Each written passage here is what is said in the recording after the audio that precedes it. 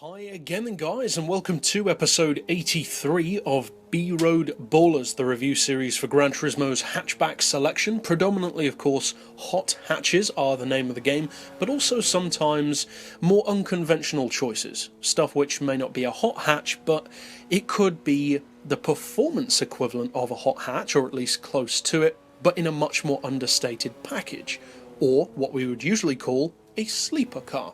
Now, this particular vehicle has the potential to be one of those, a sleeper car, but the reason why I'm featuring it in this particular series, regardless of if it turns out to be a sleeper or not, is because it's different. The car is the Toyota Aqua. This is a car which sits in the same category as things like the Honda Insight Hybrid or the Toyota Prius, and as such, you probably immediately think, oh, I don't really have that much interest in this car then. The Prius is kind of a byword for boring as far as cars go, and the Honda Insight tends to be considered to be interesting, but you don't really think of it as a performance car at all, really. Personally, I do like the Honda Insight, especially the older, I think late 90s or early 2000s shape where it had the covered rear wheels and did around 85 miles per gallon or whatever it was. I think that's a pretty cool looking little car. But what about this one? Because you don't hear anyone talking about this car. It's of course from the same manufacturer as the Prius. So is it kind of a funkier version of a Prius, or is it something else entirely? Well, it is a hybrid, it has direct drive, and even though it is a 1.5 litre naturally aspirated vehicle, and as you can hear, it does have an exhaust note, it drives very much in the way of an electric car. That direct drive system where you just have very linear acceleration, which isn't always ideal because you can often fall short in terms of either acceleration or top-end performance. There are relatively few electric cars that actually have both. I would say the best example on Gran Turismo of an electric car, or a hybrid even, that has both is the fully electric GT by Citroën concept, because as great as the Tajima e-runner is, for acceleration in particular, the top-end performance isn't that strong, especially for a car of its power and torque. The Citroën, on the other hand, has very, very strong acceleration throughout its entire performance range, and the top speed is fantastic. In fact, it's faster than any real-world electric car.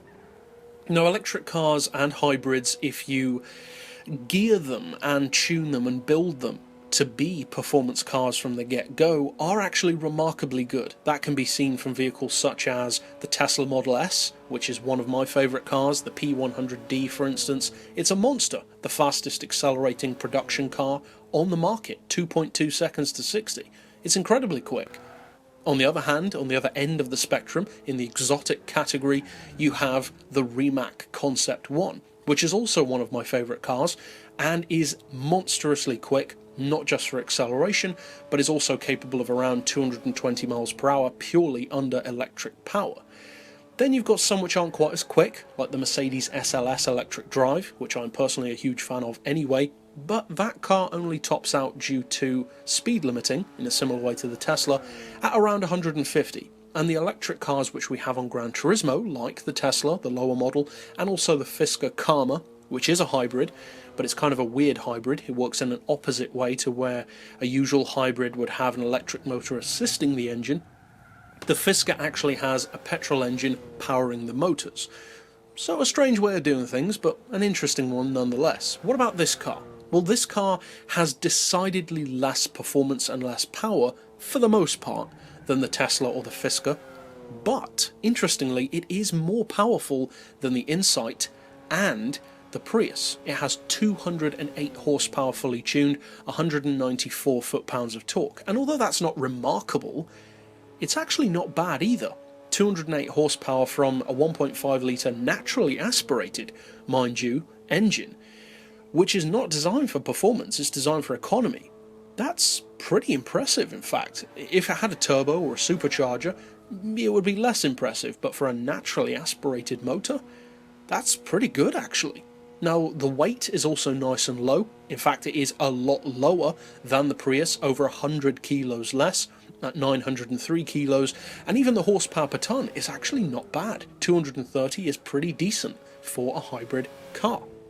But I would say there are three things in particular about this car which are actually worth noting because they're really good. One is the price. At 18 grand, it's cheap, not just for a hybrid, but for a hatchback in general, especially for a newer, premium one.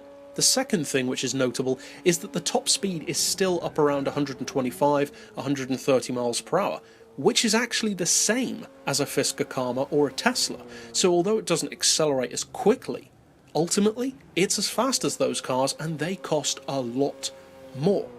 And the third and final thing, which is possibly the best advantage of all, is the PP level on this car. With 208 horsepower in 903 kilos, in other words, the horsepower of something like a Fiesta ST in something with the weight of an Integra DC2 with full weight loss, only has a PP level of 372.